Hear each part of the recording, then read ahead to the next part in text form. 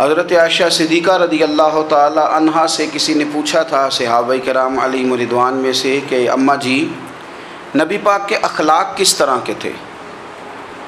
تو فرمانے لگی قرآن مجید ہی رسول پاک کے اخلاق ہیں۔ اور پھر حضرت عائشہ صدیقہ رضی اللہ تعالیٰ عنہ اس شخص سے کہنے لگیں چاہے تو سورہ مومنون پڑھ لو۔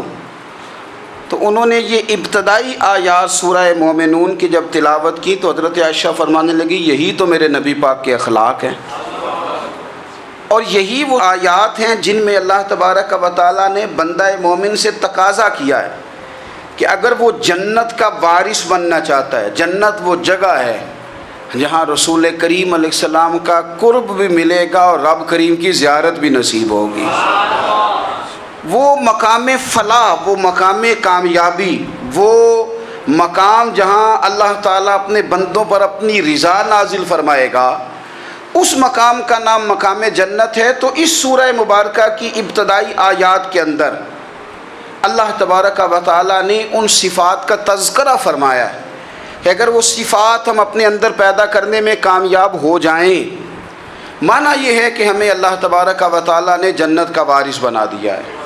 بڑے غور کے ساتھ سورہ مومنون کی ان ابتدائی آیات پر غور کرنا چاہیے۔ رب فرماتا ہے قد افلح المؤمنون، تحقیق مومن کامیاب ہو گئے۔ کون سے مومن؟ الذین ہم فی صلاتہم خاشعون، وہ جو اپنی نمازوں میں گڑ گڑانے والے ہیں، خشوع کے ساتھ، عاجزی کے ساتھ، انکساری کے ساتھ، ذوق کے ساتھ نماز پڑھنے والے ہیں۔ والذین ہم عن اللغو معرضون، اور وہ جو بیہودہ باتوں سے منہ پھیرنے والے ہیں، لغویات سے اپنا رخ پھیرنے والے سنجیدہ لوگ۔ پھر ارشاد فرمایا والذین ہم للزکاۃ فاعلون، جو زکوٰۃ دینے کا کام کرنے والے ہیں۔ پھر فرمایا والذین ہم لفروجہم حافظون، اور وہ لوگ جو اپنی شرمگاہ کی حفاظت کرنے والے، اپنی شرمگاہ کی حفاظت کرنے والے۔ الا علی ازواجہم، مگر یہ کہ اپنی بیویوں پر، او ما ملکت ایمانہم، یا اپنی شرعی باندیوں پر۔ اس زمانے میں جو لونڈی خریدی جاتی تھی اس سے بھی وطی کرنا جائز تھا، اگرچہ اب لونڈیاں موجود نہیں ہیں تو یہ فعل بھی موجود نہیں، سوائے اپنی بیویوں پر یا شرعی باندیوں پر۔ فإنہم غیر ملومین، فرمایا جو یہ کام کرے اس پر کوئی ملامت نہیں ہے، اپنی بیوی کے پاس شرعی طریقے سے جائے یا باندی کے پاس جائے۔ فمن ابتغى وراء ذلك، اور جو آدمی اس کے بعد اس حد سے بڑھے، اس کے سوا کچھ اور کرے جو بندہ، فرمایا فاولئک هم العادون، یہ لوگ حد سے بڑھنے والے ہیں، جو لونڈیوں اور باندیوں کے علاوہ، اپنی بیویوں کے علاوہ کسی اور جگہ گندگی کریں، یہ حد سے بڑھنے والے، حدوں کو کراس کرنے والے لوگ ہیں۔ پھر ارشاد فرمایا والذین هم لاماناتہم وعہدہم راعون، اور وہ جو اپنی امانتوں اور اپنے وعدوں کی رعایت کرتے ہیں، امانتیں ادا کرتے ہیں، وعدے پورے کرتے ہیں۔ اور وہ لوگ جو اپنی نمازوں کی حفاظت کرنے والے ہیں، جن میں یہ خوبیاں آ گئیں۔ میرا رب فرماتا ہے نماز میں خشوع وضو حاصل ہو گیا، فضولیات سے بچ گئے، زکوٰۃ ادا کرنے والے بن گئے، شرمگاہ کی حفاظت کرنے والے بن گئے، امانتیں عہد پورے کرنے والے بن گئے، اپنی نمازوں کے محافظ ہو گئے۔ اللہ اکبر، قربان جائیں۔ مالک فرماتے ہیں اولئک ھم الوارثون، یہی لوگ تو وارث ہیں۔ یا اللہ کس چیز کے؟ فرمایا الذین یرثون الفردوس، یہ لوگ جنت کے وارث ہیں، یہ جنت کے وارث ہیں یہ لوگ۔ ہم فیہا خالدون، اور فردوس سے، جنت سے نکالے نہیں جائیں گے، ہمیشہ ہی جنت میں رہیں گے۔ یہ آیات اللہ کا مطالبہ بھی ہے، یہ آیات صحابہ، اہل بیت، اولیاء اللہ، ان تمام کی سیرت کا عکس بھی ہے۔ اور سب سے بڑھ کر سیدہ عائشہ صدیقہ فرماتی ہیں یہی تو آیات ہیں جنہیں اچھی طرح سمجھ لو گے تو تمہیں مدینے والے کے اخلاق بھی سمجھ میں آ جائے گا، حضور کے اخلاق بھی تمہیں سمجھ میں آئیں۔ بڑے غور کے ساتھ سورہ مومنون کی ان ابتدائی آیات پر غور کرنا چاہیے۔ رب فرماتا ہے قد افلح المؤمنون، تحقیق مومن کامیاب ہو گئے۔ کون سے مومن؟ الذین هم فی صلاتہم خاشعون، وہ جو اپنی نمازوں میں گڑ گڑانے والے ہیں، خشوع کے ساتھ، عاجزی کے ساتھ، انکساری کے ساتھ، ذوق کے ساتھ نماز پڑھنے والے ہیں۔ دیکھیں قرآن نے یہ نہیں کہا شروع میں کہ وہ لوگ اپنی نماز پابندی سے پڑھتے ہیں، بلکہ فرمایا وہ نمازوں میں عاجزی کرتے ہیں، وہ نماز میں خشوع کرتے ہیں، خضوع کرتے ہیں۔ نماز ہم بھی پڑھتے ہیں، ڈھیر سارے لوگ ہیں جن کا یہ مطالبہ ہے کہ میرا نماز میں دل ہی نہیں لگتا۔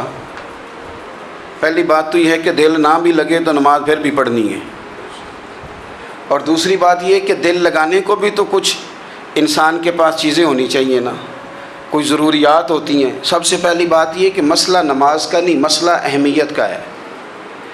آپ نے اللہ تبارک و تعالیٰ کی ذات کی، رب کریم کے جلالت کی جتنی زیادہ اہمیت اپنے دل میں محسوس کر لی، اتنا ہی نماز کی طرف توجہ آپ کی بڑھ جائے گی۔ آپ سادی سی مثال ہے، غور کر لیں، جتنا آپ اپنے استاد کو پروٹوکول دیتے ہیں، جتنی عزت کرتے ہیں، اتنا ہی وقت پہ آپ ان کے پاس پہنچ بھی جاتے ہیں۔ اگر آپ کے دل میں اہمیت نہیں ہے تو آپ ٹال دیں گے، اور جس استاد کی اہمیت ہے اس کے فون کی گھنٹی بجتے ہی فون بھی اٹھایا جائے گا، اور بات پوری مکمل بھی نہیں ہوگی تو کہا جائے گا جیسے آپ کہیں گے، اور جو وقت وہ دیں گے ان سے 10 منٹ پہلے پہنچنے کی کوشش بھی کی جائے گی۔ بس سمجھ لیں دل لگنے نہ لگنے کا مسئلہ نہیں، اہمیت کا مسئلہ ہے۔ آپ جتنی اپنے مالک کی بارگاہ کی اہمیت سمجھ لیں گے، اتنا ہی وقت پہ مسجد آئیں گے، اتنا ہی شوق سے نماز پڑھیں گے۔ دوسری بات، نماز کے ترجمے پہ غور کریں۔ آپ یقین کریں اگر نماز کا ترجمہ ہمیں آ جائے نا تو ہمیں تو یوں لگے کہ ہم تو اپنے مالک کی بارگاہ میں عرض و معروض کرنے حاضر ہوئے ہیں۔ یہ سورہ فاتحہ ہی دیکھ لیں آپ، حضور فرماتے ہیں، رب فرماتا ہے سورۃ فاتحہ آدھی میری ہے آدھی میرے بندے کی ہے۔ جب اس نے کہا الحمدللہ رب العالمین الرحمن الرحیم مالک یوم الدین ایاک نعبد و ایاک نستعین، جب یہاں تک وہ لفظ کہتا ہے تو یہ حصہ میرا تھا۔ اس نے اپنے رب کی تعریف کی، اور جب کہا نا اس نے اہدنا الصراط المستقیم، اب بندے نے التجائیں شروع کر دی۔ اس نے کہا کہ مالک بھی تو ہے، رحمان بھی تو ہے، رحیم بھی تو ہے، عبادت بھی تیری کرتے ہیں تو مدد بھی تو تجھی سے مانگنی ہے نا، اب مہربانی فرمانا اہدنا الصراط المستقیم، ہمیں سیدھا راستہ دکھا دے، صراط الذین انعمت علیہم، ان لوگوں کا راستہ دکھانا جن پر تو نے انعام کیا ہے، غیر المغضوب علیہم ولا الضالین، ان کے راستے پہ نہ چلانا جن پر تیرا غضب ہوا، جو گمراہ ہو گئے ان کے راستے۔ تو نماز میں جب ترجمے پر آپ کا غور ہوتا ہے تو آپ کا تو دل خود بخود لگ جاتا ہے، شوق بڑھ جاتا ہے آپ کا۔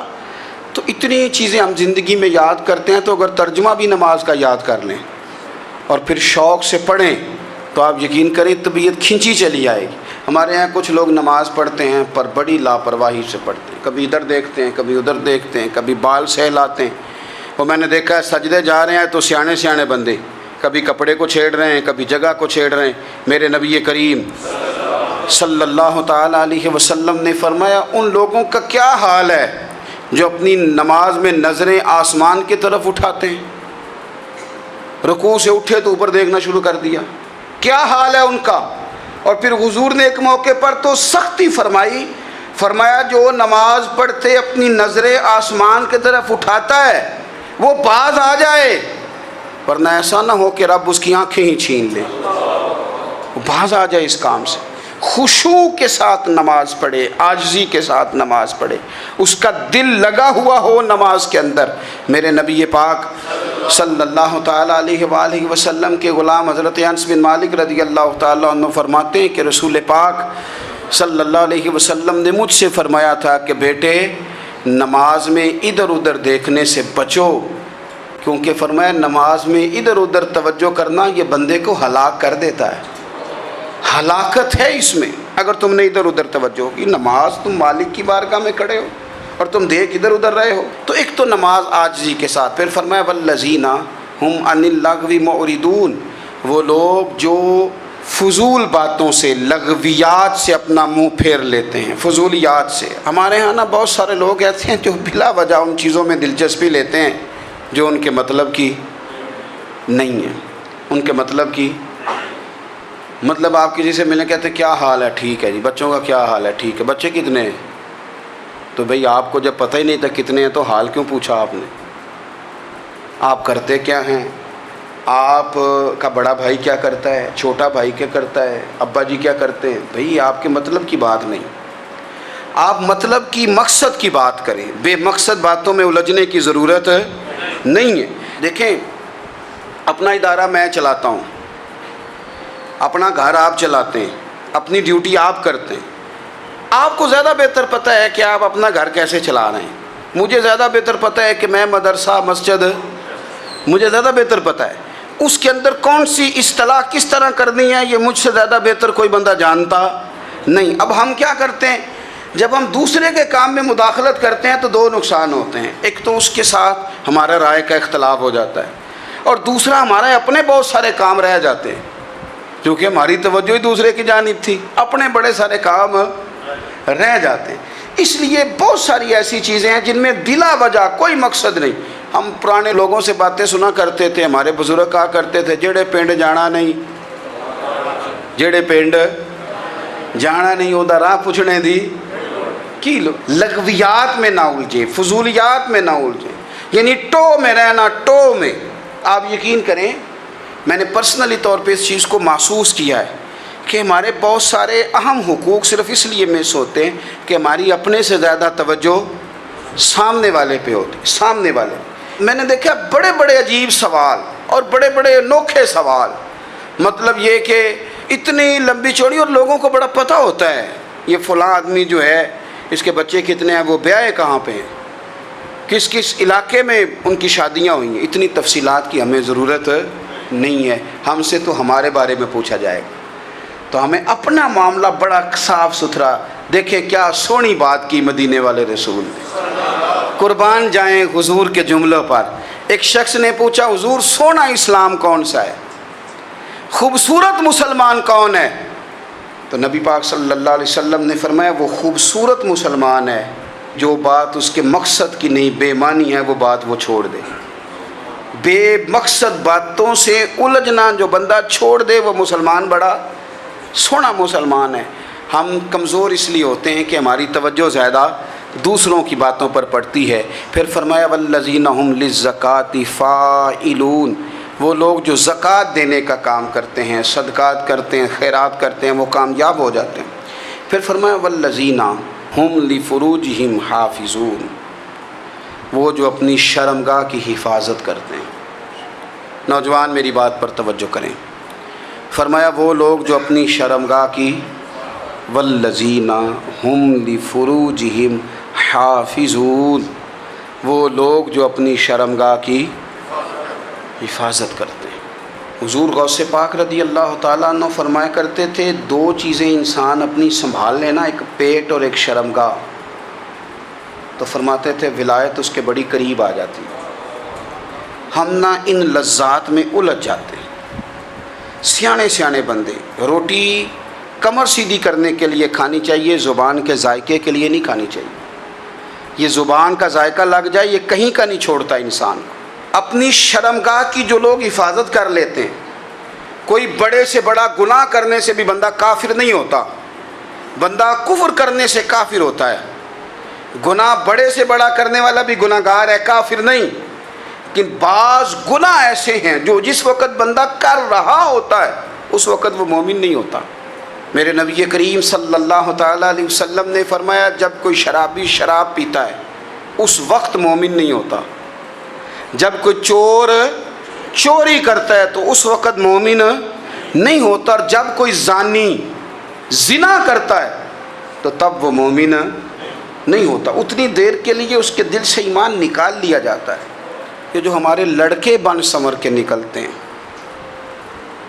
یہ جو میک اپ کا خرچہ لڑکیوں کے برابر لڑکوں کا ہوتا جا رہا ہے، یہ جو لڑکے بھی رات کو چہرے پر کریم لگا کر کے سوتے ہیں، یہ بتا سکتے ہیں کہ مقاصد کیا ہے؟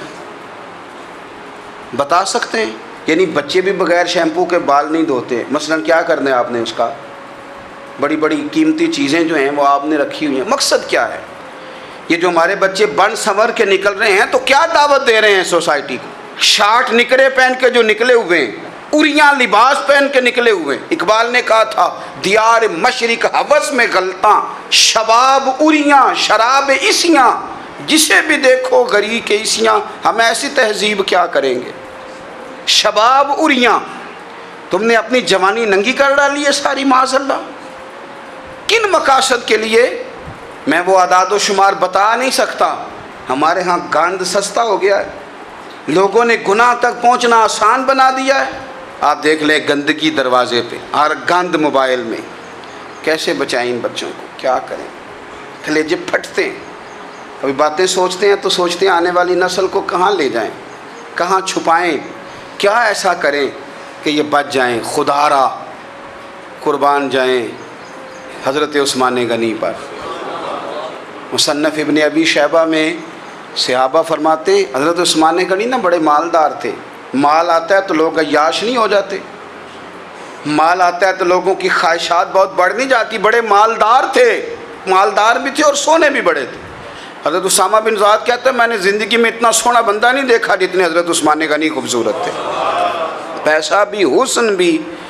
لیکن فرماتے ہیں کہ حضرت عثمان غنی سب سے بڑھ کر اپنی شرمگاہ کی حفاظت کرنے والے اور سب سے بڑھ کر صلہ رحمی کرنے والے، رشتہ داروں سے اچھا سلوک کرنے والے، حیا والے، شرم والے، پاکیزگی والے. آپ کا ذہن ہے، آپ صبح اٹھتے ہی ذہن بنا لیں کہ میں نے آج اتنا سبق پڑھنا ہے، آج اتنی تفسیر دیکھنی ہے، اتنی عبادت کرنی ہے، فلانی نعت میں نے دیکھنی ہے، فلاں خیر کا کام کرنا ہے، فلاں آدمی کے ساتھ نیکی کرنی ہے. صبح ذہن بنا لیں، آپ کا ذہن وہی کام کرنے لگے گا. لیکن اگر صبح اٹھتے ہی ذہن میں گندگی ہے، رات کو سوتے ہی معاذ اللہ ذہن میں وسوسے ہیں، تو پھر سارا دن وہی چکی چلے گی، وہی انداز رہے گا. تھوڑا سا آپ کو اس کی نگرانی کرنی ہے. تھوڑا سا فحاشی اریانی یہ تیزی سے پھیل رہی ہے، تیزی سے گندگی لوگ کشید کر کے لاتے ہیں. اور حیا کا مطلب صرف اتنا ہی نہیں ہے آپ زنا اور بدکاری سے بچیں، آپ اپنی زبان کو بھی حیا والا بنائیں. کوئی کچا کمزور جملہ، گندی بات، گالی کبھی بھی زبان پہ نہ آئے. آپ کا انداز حیا والا ہو. بے باک ہو جانا، بے باک بولنا، میں باریکی سے اس بات کو سمجھتا ہوں اور میں آپ کو بہت ساری بزرگوں کے ارشادات کا نچوڑ عرض کرنے لگا ہوں. آپ اپنا ذہن صاف کر لیں، آپ کے بہت سارے کام ویسے ہی صحیح ہو جائیں گے. چونکہ ہمارے دین کے اندر زیادہ اجر نیتوں اور ارادوں پہ ملتا ہے. آپ کے جو اندر کی پاکیزگی ہے وہ بہت سارا فضل لاتی ہے اللہ کا. اور اگر دل ہی ناپاک ہو، ذہن ہی ناپاک ہو، تو وہ خیر کی چیزیں کس طرح کر کے داخل ہوں گی؟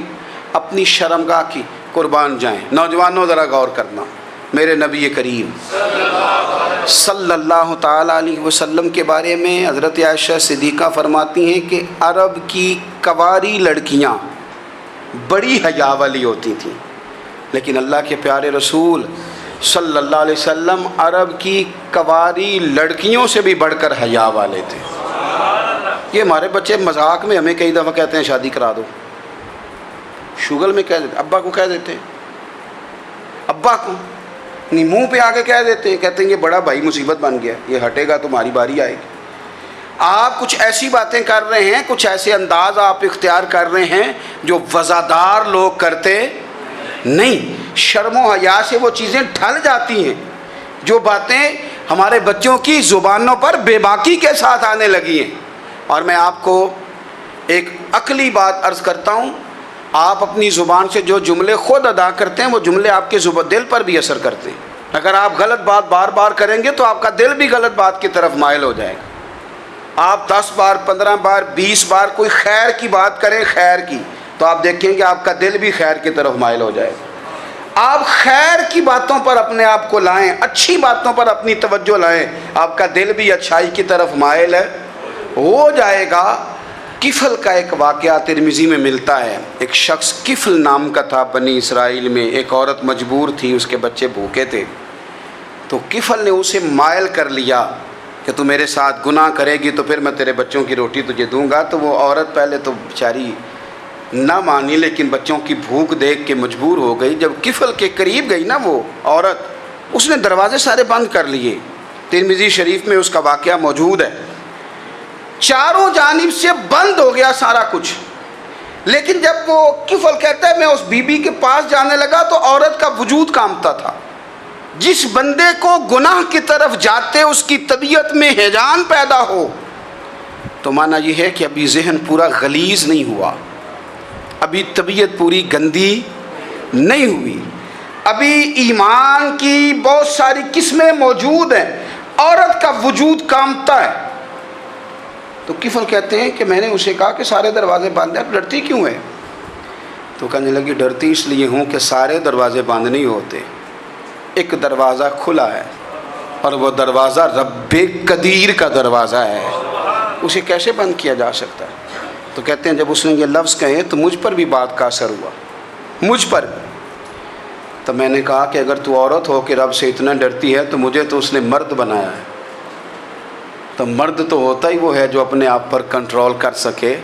تو اب نہ معاملہ آگے جائے گا، اب یہاں بات رکے گی نہیں، جا میں تجھے آزاد کرتا ہوں. عورت گئی، اس نے توبہ کی کفل نے، اور رات رو کے کہنے لگا مالک آج میں نے توبہ کی ہے تو میرے اوپر مہربانی کرنا، میری توبہ ٹوٹنے نہ پائے. رات اس نے توبہ کی، رات ہی انتقال ہو گیا. لوگوں کو پتہ تھا بڑا بے حیا ہے، بد کردار ہے، گناہ گار ہے، شاید لوگ اس کا چہرہ دیکھنے بھی نہ جاتے، پر مالک کریم ہے نا. حضور فرماتے ہیں سویرے اس کے دروازے پہ لکھ دیا اللہ نے، لوگوں رب نے کفل کے سارے گناہ معاف کر دیے ہیں، اس کے دروازے پہ لکھ دیا گیا.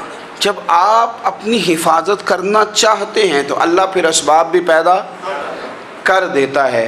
اپنی شرمگاہ کی، اپنی نظر کی آپ خوب حفاظت کریں. اور میں آپ کو ایک بات عرض کروں، ایک بندے کے باحیا ہو جانے سے نا، ایک بندے کے ٹھیک ہو جانے سے اس کے دائیں بائیں بے شمار لوگ ٹھیک ہو جاتے ہیں. نہ چاہتے ہوئے بھی آپ کی نیکی کا اثر آپ کے دوستوں پہ پڑتا ہے، نہ چاہتے ہوئے. اور ایک بندے کے بگڑ جانے سے اس کے دائیں بائیں بہت سارے لوگ بگڑ جاتے ہیں، بہت سارے لوگ بگڑ جاتے ہیں. آپ اگر اپنے لب و لہجے پر یہ پابندی لگا سکیں اور اپنے آپ کو اگر آپ سنبھال سکیں تو پھر یاد رکھیے گا بڑی ساری چیزیں بہتر ہو جائیں گی. کچھ چیزیں ایسی ہوتی ہیں جو ہم نہ فراخ دلی سے بانٹتے ہیں، اور کچھ چیزیں ایسی ہوتی ہیں جو مجبور ہو کر ہم دیتے ہیں. کئی دفعہ ایسا ہوتا ہے کہ سامنے والا کچھ زیادہ تکلیف میں ہوتا ہے اور ہمارے پاس بھی وسعت نہیں ہوتی، لیکن زیادہ اجر اسی بندے کو ملتا ہے جو تھوڑی تکلیف برداشت کرے اور سامنے والے کی تکلیف کو دور کرے. مدینہ منورہ میں نا قحط پڑ گیا تھا، غلہ نہیں ملتا تھا، تو قحط کے زمانے میں لوگ نا پھر چیزوں کو مہنگا کر کے بیچتے ہیں. ہمارے ہاں ایک طرف چینی کی لائنیں لگی ہوتی ہیں اور دوسری دفعہ چھاپا پڑتا ہے، پورے کے پورے گودام بھرے ہوئے نکل آتے ہیں. لوگ مصنوعی قلت پیدا کر دیتے ہیں. حضرت عمر فاروق رضی اللہ تعالیٰ عنہ کے زمانہ نور میں قحط پڑ گیا تھا، گندم کا دانہ اس طرح ہو گیا تھا جس طرح سونا ہے. سیدنا عثمان غنی رضی اللہ تعالیٰ عنہ کے نا بہت سارے اونٹ غلے کے بھرے ہوئے مصر سے آئے، اور لگتا یوں ہے کہ وہ شخص آپ ہی کو غلہ دیتا تھا، کسی اور کو دیتا بھی نہیں تھا، جو اونٹ بھر کے اس نے لیے. تو مدینہ منورہ کے اندر جب وہ مال پہنچا نا، آپ کو بتانا یہ چاہ رہا ہوں کہ ساری تجارت بندوں سے نہیں کرنی چاہیے، کچھ اللہ سے بھی کرنی چاہیے. رب سے جو بندہ تجارت کرتا ہے وہ بڑا کامیاب ہوتا ہے. وہ غلے سے بھرے ہوئے اونٹ آپ کے پہنچ گئے تو تاجر آئے، انہوں نے آگے کہا عثمان ہم کھول کے نہیں دیکھتے کہ اندر مٹی ہے کہ سونا ہے، اور یہ بھی نہیں پوچھتے آپ نے کتنے کا خریدا ہے، آپ کی زبان پر اعتبار ہے. آپ نے جتنے کا مال لیا ہے نا ہم ڈبل دیتے ہیں، آپ ہمیں دے دیں. آپ فرمانے لگے نہیں مجھے زیادہ نفع ملتا ہے. انہوں نے کہا 2 گنا، فرمایا نہیں زیادہ ملتا ہے. کہا 3 گنا، فرمایا زیادہ ملتا ہے. وہ کہنے لگے اس سے زیادہ تو کوئی تاجر ہے ہی نہیں جو زیادہ دے. فرمایا بس مجھے ملتا ہے نا. کہا کتنا ملتا ہے؟ فرمانے لگے لگتا ہے کہ اگر وہ تاجر زیادہ کرم نوازی کرے تو 700 گنا تو دے گا ہی، اور باقی کریم ہے. انہوں نے کہا جی نہیں اتنا نہیں ہم دے سکتے، پھر آپ بیچ لیں. یہ بات ہی سمجھ میں نہیں آتی. لوگ چلے گئے تو حضرت عثمان غنی مال اٹھا کے مسجد کے دروازے پہ لے گئے، جا کے کہنے لگے اے عمر اعلان کر دیں جس غریب کو گندم کی ضرورت ہے، آسانی کے دور میں نہیں دقت کے دور میں، جب لوگوں کو مل نہیں رہی چیز، جس کو ضرورت ہے وہ آئے اور آ کے لے جائے۔ جب جناب عثمان غنی کے اس غلے کا اعلان ہوا تو تاجروں کو اب مسئلہ سمجھ میں آیا کہ یہ 700 گنا کو بندہ نہیں دے رہا، یہ رب کریم عطا فرما رہا ہے۔ میرے عزیز، کچھ سودے رب کے ساتھ بھی کریں۔ اگر کوئی بڑا ضرورت مند دروازے پہ آ جائے نا تو پھر اپنا نفع نقصان نہیں سوچنا، پھر تو رب کے ساتھ تجارت کرنی ہے۔ ضرورت مند کی ضرورت کا لحاظ کرنا، یہ نہ مسلمانوں کے ایک دوسرے کے قریب کرے گا۔ ہم کون ہوتے ہیں کسی کی حاجت پوری کرنے والے، ضرورت پوری کرنے والے؟ کرنے والا تو اللہ ہے۔ تو اگر رب ہمیں کبھی وسیلہ بنائے، ذریعہ بنائے، تو پھر ہمیں ذرا نا خوش دلی سے بننا چاہیے، ذوق اور شوق سے بڑھنا چاہیے، پھر ہمیں کمزور نہیں پڑنا چاہیے۔